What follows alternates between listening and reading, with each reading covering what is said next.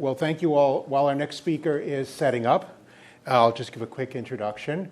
Let's welcome Dr. Joseph Parker to speak about challenges with reproducing in low-gravity environments like Mars. Dr. Parker is a medical doctor, he's an aerospace engineer, and he was an ICBM commander, so he's had an interesting variety of life experiences to bring to us. All right. So all of us have come here to talk about colonizing Mars, which is a low-gravity world. A lot of people are interested in colonies on the Moon, which is also a low-gravity world. One thing about a colony is that you have to have a viable population. Now, if you're sending adults there and sending them back or sending them there to age and die, that's sort of an outpost. That's not really a colony. You have to be able to have children to have a viable colony, especially if you plan to expand the human race to where there are multiplanetary species. The problem is no human being has ever gestated or developed in less than 1G. Even bedridden mothers who've been bedridden for maybe 6 months, it affects the child even though they're still in 1G, just for her to not be active and around. Being on the International Space Station, as Scott Kelly was, is extremely debilitating to the human body. You very rapidly develop very weak bones, and the eye problems the astronauts are having. What would this do to a child born on the Mars or the Moon, trying to grow up in what would be 1/3 gravity, 1/3 normal Earth gravity on Mars, or 1/6 that of the Earth? Well, your bones would look like this. They would not shape well. Your muscles would waste and atrophy. Now, how fit we are prior to the age of about 25 has a huge effect on how fit we can be after the age of 50. Any of us who waited till they were 50 to get into shape finds it's not quite the same. If you're 25 and get into shape, you can look at a weight and your muscle gains about maybe a half centimeter. When you're 50, you get out there and work your heart out, and usually you're just tired and sleepy after. Got to do it. Got to do it for the heart effects. There's other good stuff it does too. All right. So you also have bone loss, demineralization. So one of the biggest failures of the International Space Station, I love space, I love anything that we do in space, is not putting in a centrifugal wheel. But they're saying we're studying what happens to people. Okay, that's dandy. After about the first 6 months, when everybody comes back with bones like graham crackers, we've studied enough, it's time to do something different. If your bones are weak, you might suffer a fracture. You'll notice the gentleman on the right has kicked the gentleman on the left, and his bones are not happy. Now, I guarantee you his bones were not weak to start with. Now, in science fiction, it's easy. You just have your gravity generator. We're not quite there yet, though that's a nice diagram of it. It doesn't seem to have the rest of the components laid out so we can build one. So, now, some of the best depictions of continuous space travel are some of the oldest. Tsiolkovsky wrote down what we needed to know to be able to do this. This is from 2001: A Space Odyssey. If you look at the visual images, now we all saw him running around the wheel while it stayed. They actually had a big rotating room to do that. Very brilliant. Yeah. That's an 8 meter in diameter wheel. So how fast would he have to spin to get 1G? And if he's not in 1G, why isn't he floating on his steps? And then you have to realize that if you're running with the spin, it's harder. And if you're running against the spin, you get lighter. Yeah. Plus your head's spinning at a different rate than the rest of your body.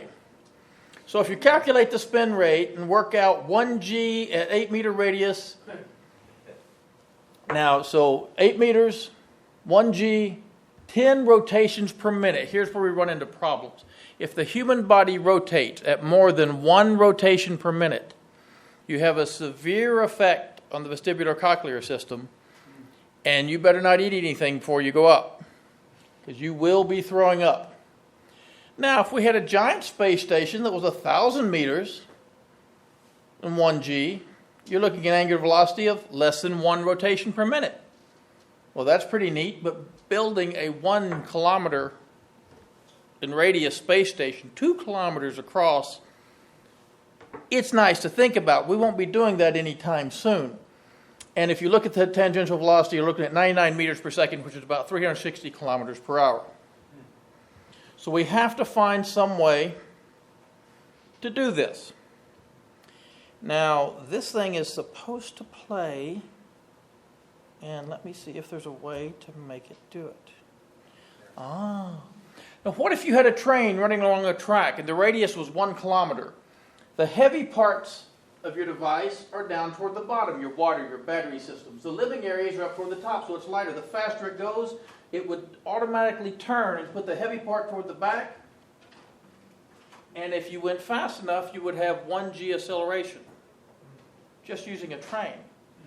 Now, light stuff on the top, heavy stuff on the bottom, the train is able to rotate. You're going to end up with, if you've got a 1 kilometer radius track and you're going 360 kilometers per hour, you're going to end up with 1g acceleration.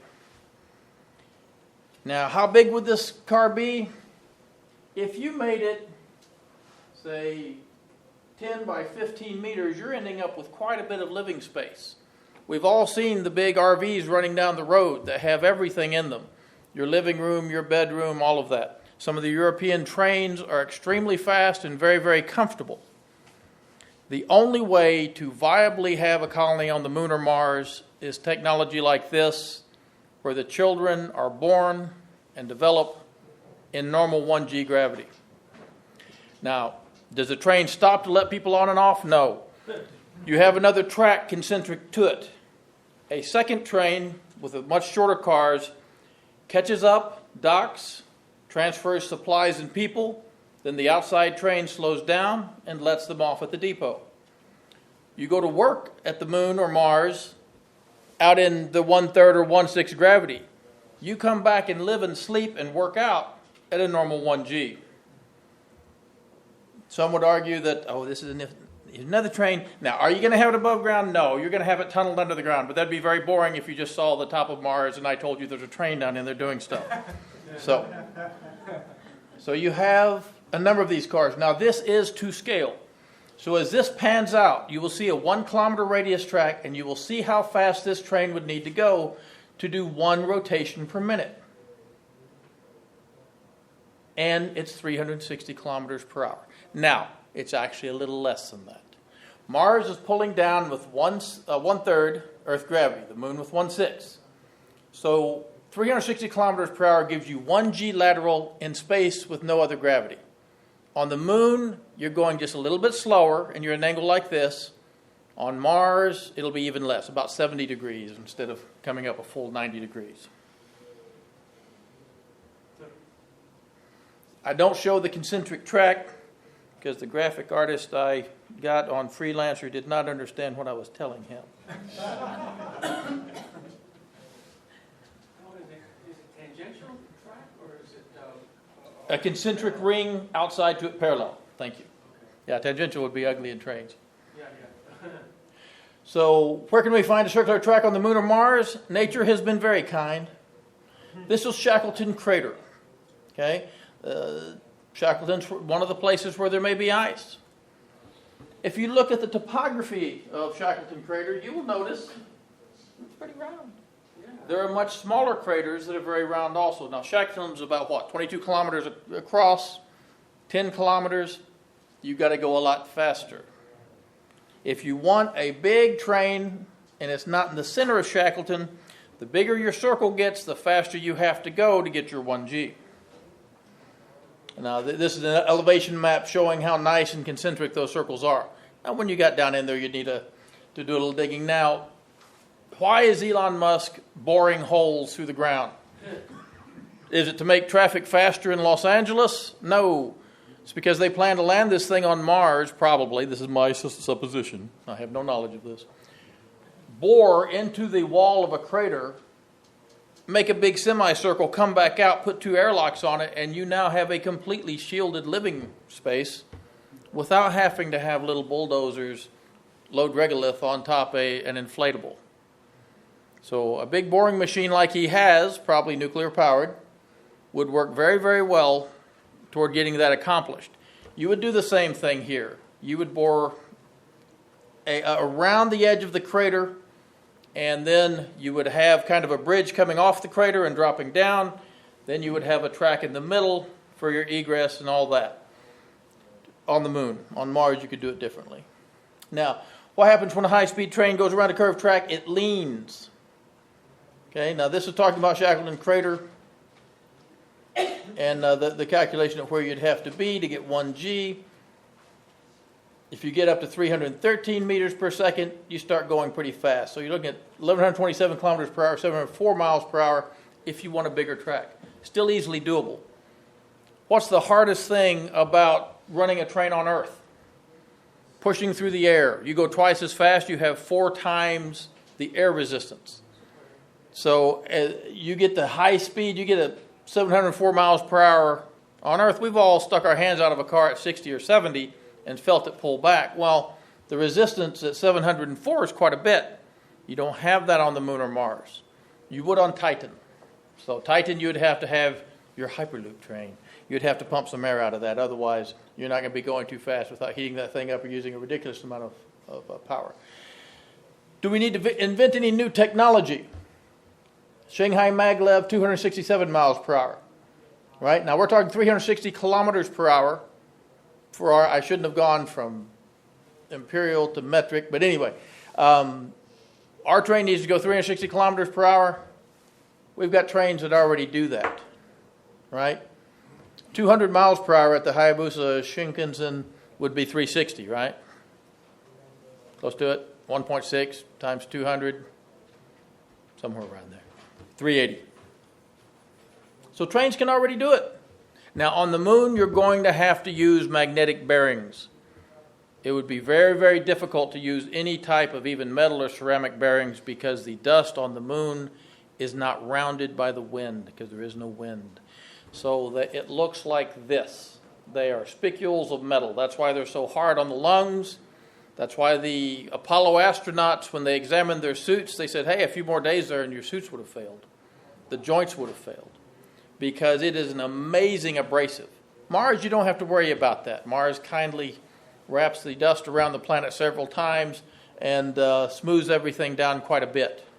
But on the Moon, you're definitely going to have to. But they have these bearings already. They use them on those giant windmills. They have magnetic levitation bearings capable of supporting these loads. Plus, everything weighs a lot less on the Moon and Mars. So if they can do it on Earth, they can definitely do it there. Now, living on a train. You can make trains very, very nice. Europeans have done so, and these would be very large trains. Now, this talks about how you get on and off, which I already covered. The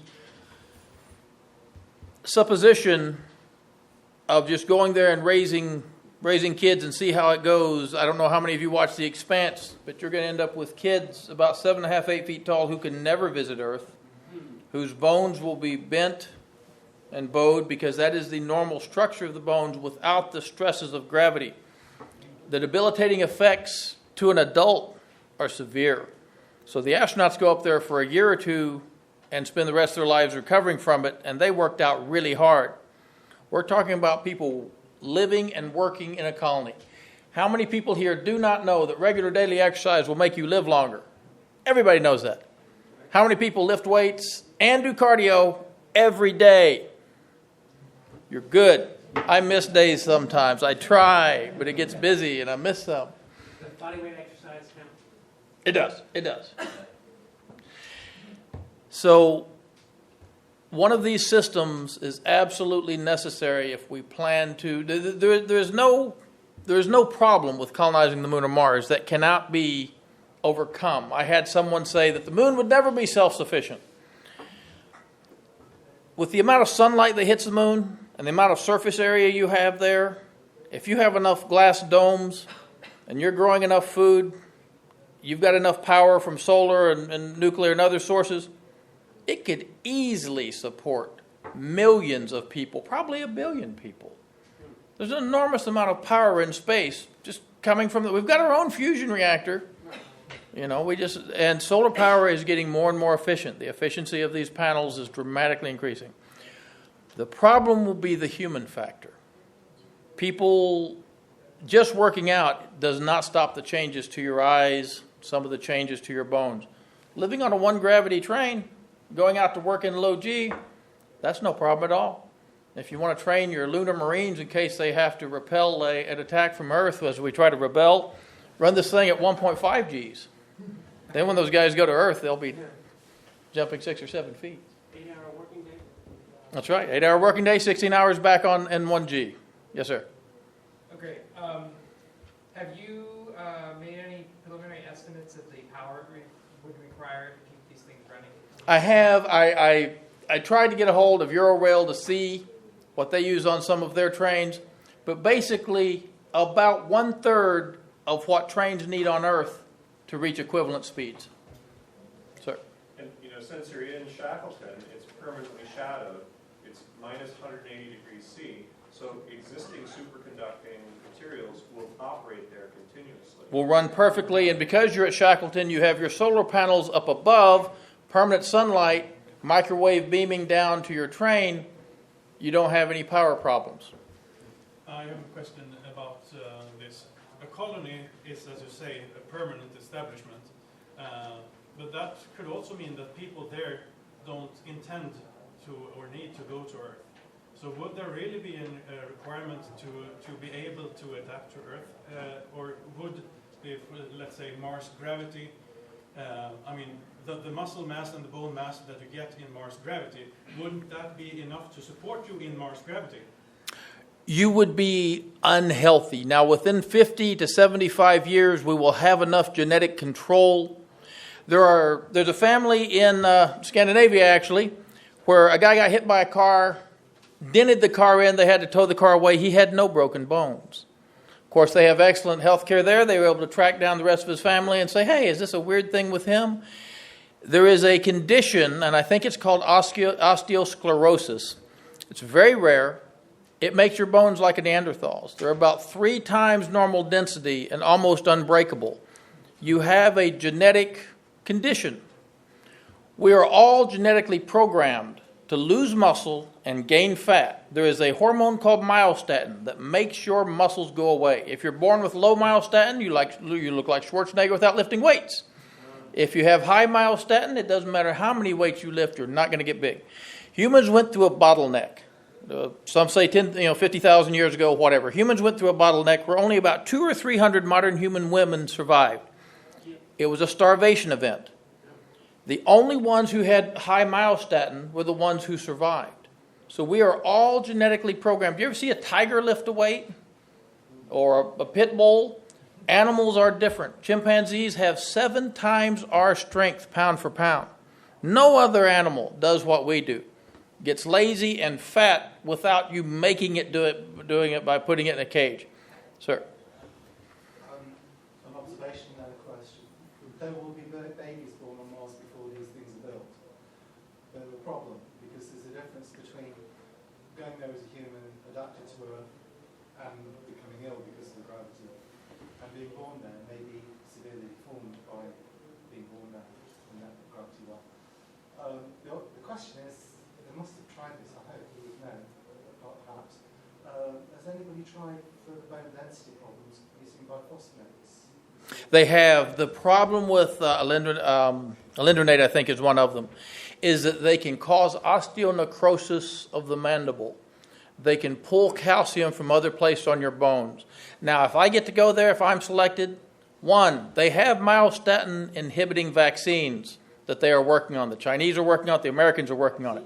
You get a shot. They put myostatin on basically a big molecule that stimulates your immune system. They put myoglobin on it. They give you 1 shot. Your body makes antibodies to myostatin, and you then gain 20 to 40% body mass in muscle.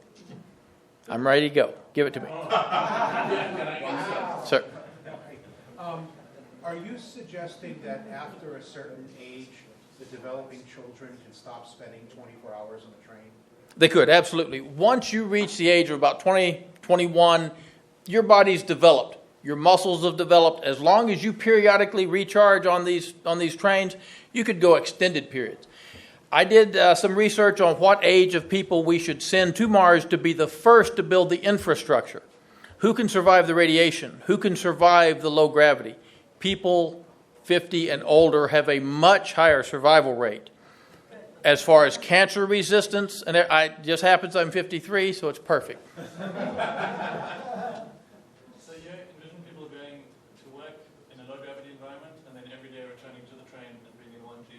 Yes, there would be some acquisition, there would be some adjustment issues there. Yeah, do we have any data or any research on what happens? Like, we don't have astronauts going every day to the space station back, so we don't know what happens on a daily cycle. There is no way to simulate this except deep sea divers who go down and are in a kind of a weightless environment. Gravity's still there under the ocean. It's not quite the same. There is no way to do this except to do it. We have to wait and see. Yes. Do you have an estimate of what the mass per colonist for the whole system would be? Train, rails, power generation equipment? What If you take a 1 kilometer radius, you've got 6.28 kilometers around. If you were to run, say, 10-meter trains, you can easily do the math. You can have 5,000 people on a continuous train that comes back around and meets itself. So you've got 5,000 people on a 1 kilometer radius train. Sir? I've seen some research shows that that we can handle 3 revolutions per minute, and that takes about 100 meters radius. You can do that. And most people adjust to that. But we've had no research at all on partial gravity and on temporary gravity. And we really need to do that. And the closest place we could actually do that is in Leo. Absolutely. With a centrifuge on the International Space Station. And I think before we send, I think we should put up as soon as we can a Mars-type habitat and spin it with people living in it, maturing it for at least 6 months to learn some of the health conditions involved with humans at lunar gravity, and then at least a year and a half, preferably 2 or 3 years, at Mars gravity, and then we can start talking about it's something we could depend on and for to keep us alive for a couple of years, and then we could have something. There's 2 different factors. What can an adult survive once they've already developed normally in 1G Earth gravity? And what can a child, what is necessary for a child to develop normally and healthily? And we should do it. We can't do it. You cannot. First, everyone who goes on the first ships has to be sterilized. You cannot take the risk that someone is going to have a child. So you already have to have your children. It's time. Got to do it. Got to do it. You're going to be sterilized by the cosmic radiation anyway. Come on. It's going to happen. Just reverse it. Come on. So once you get there and build the shielded habitats, then you can bring the fertile people and you tell them all, take your contraceptives. Someone won't, and you're going to have your Martian experiment. Bet you $1,000 now that within 5 years of the first person on Mars, there'll be a baby. Absolutely. Whatever you try to stop it. Yeah, it will almost certainly happen. Yes, ma'am. I'm just curious, have you done any research into, pregnancy is already very tough on the mother's bone density, so how is actually the impact to the mother different, I guess? It would be devastating. We all know, women who've had babies know that their teeth weaken. The baby pulls enough calcium from their teeth. So you don't need to be... Now, we have some bed rest studies, and that's what I drew some of my data from. So women used to be told, your blood pressure's high. Bed rest for 6 months. That'll be good for you and the baby. It wasn't great for her and the baby. But you're still under 1G, so your heart and lungs are still pumping against that a little bit. You're not standing and all that. But the cardiovascular weakness, if anyone has been through surgery and spent 2 or 3 days off your feet, you know it is a devastating effect to stand up after 3 days off your feet and realize, I'm going to fall over. I've gotten weak enough in just 3 days. It has to do with the myostatin and all that. But the bone density of a pregnant woman and low gravity, we should never do that until we have control of genetics to where we can guarantee that they're going to develop normally despite the low gravity. At some point, humans will adjust to low gravity, but it'll be through genetic engineering and other medical issues. How could you guarantee, without running It's like smoking. We have not proven that smoking causes cancer, because to prove it, you would have to take 100 people randomly, make 50 of them smoke and 50 of them don't. But we have enough other evidence to support our supposition. You have to have a placebo cigarette. You would have to have a placebo cigarette. California has an alternative. Yes, sir. Okay, I write science fiction. Yes, sir. And the premise that I go by is a little counterintuitive to this crowd. But basically, you shouldn't go down on the surface of the planet or the moon unless you absolutely have to. You should live up in a ring-shaped space station that gives you a full G. So I've got that located in the Lagrange point around the moon. And basically, I send 100 people down to work at the waterworks at the pole, and they do their thing. And then after a month, they come back for 2 months and regenerate and so on. Does that sound like a feasible solution to you? It would. 1 month in low gravity, you would have some pretty serious effects on everything, but with myostatin inhibitors and other medical problems, and working out and working hard, carrying around your spacesuit, I mean, those things aren't light, you're going to get, an adult would be fine doing that. The problem, well, one of the benefits of being on a planetary surface is half the galactic radiation is blocked. So when you're on the moon, you've still got half of the galactic radiation being blocked, the other half is coming down and nailing you. The half that's nailing you is hitting the ground and creating secondary radiation, neutron radiation. So you really do want to get underground as soon as possible. So, before we start sterilizing people, Got to do it. seems to me the moon is how many days away? 7 for the Apollo astronauts, So, I mean, probably if in the 3 event if you hit it hard. that a woman became pregnant, it strikes me that maybe we could just, she might have to return back to Earth. At first they will, but if you have one of these trains, she does not. You do not have to spend all that. These are pretty simple devices. We've been running them for a long time.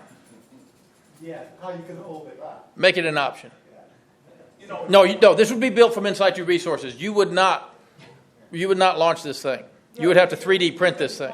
We've been meeting for 21 years, planning to be on Mars in 10. Mm-hmm. Now, the first people on Mars, So I think that we can't even get there, let alone start. the first people on Mars are not going to build this. They won't need it. They will be adults. They will be the people building the infrastructure for those to come. Yes, sir. Another premise I have in my world is that future space travelers, and these are people that are going out and not coming back, basically they are all genetically sterile, except that if for some reason you need to make a baby, you can do it the regular way with the introduction of the missing hormones. Does that seem like a feasible notion to you? The hormones you would have to take out to make, now they do have a male contraceptive that is extremely effective. If you use that with a female contraceptive pill, which is hormone-based, you would have just about 1 out of 10,000 chance, and if you have less than 10,000 people there, you'd be pretty safe. I'm really worried about cleaning out the larder prematurely. So 1 in 10,000 I can probably live with. Yeah. Yes, sir. I'm sorry. Yes, ma'am.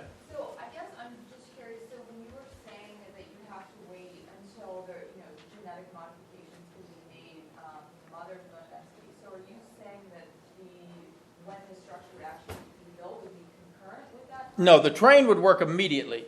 So I guess my question then is, how do you, so then are you having the women come up and then sending them back and leaving the children? No. The woman would live, give birth on that train. She would go out to work just like anybody else, come back after 8 hours and be under 1G. Now, once she got pregnant, you would probably want, her doctor would say, you're train bound until you have that baby. Simply because going out into that radiation environment, this train's going to be partially shielded. Going out in the radiation environment would be very dangerous to the baby. We don't take x-rays of pregnant women the first trimester. You don't take x-rays of pregnant women ever. But if you do and there's a baby there, it's considered a big failure. It's just because the consideration about, how there's, increased concern about the mother's bone density. I'm just wondering, how that gets tied in, or is this just based on... This will take care of it. Individual. She'll be up exercising, running around. As long as she has this and it's shielded, she'll be fine. Now remember, the first people to go there will go there without a planning to work 10 to 15 years, maybe come home, maybe not. They'll be 50 years old. Most of them will decide to retire there. they will suffer radiation damage. They will suffer bone weakening and all that because they will have to build all this stuff. So 20 to 25 years after the first people start landing on Mars, then you have a system like this up and rolling, and then the young people can come. No one under the age of 50 should go to Mars. I analyzed the Mars 1 plan. It's bad. They've got 2 people over the age of 50. All the rest are young, and they've got about 10 that are in their 20s. Very bad idea. When you're 50, you don't have enough time to die of radiation before regular death gets you. When you're 20, it's sad, I know. It made me very depressed to do the research. When you're 20, you will die in your 50s. If you go there in your 20s, you will die in your 50s. If you go there 50, you'll die in your 80s. So, as was stated, we only have data for 0G and 1G. What is the expected bone density loss for an adult? Very good question. It is very important to find these things out. It might turn out that 1/3 gravity is enough to keep adults healthy. So, I agree with that gentleman. I think we should be doing experiments in orbit and low Earth orbit with spinning craft. We should be spinning mice at Mars gravity. We should be spinning mice at lunar gravity. There's all kinds of things we could do. That's what I was just saying. Absolutely. Yeah, really. I need to run away. Thank you.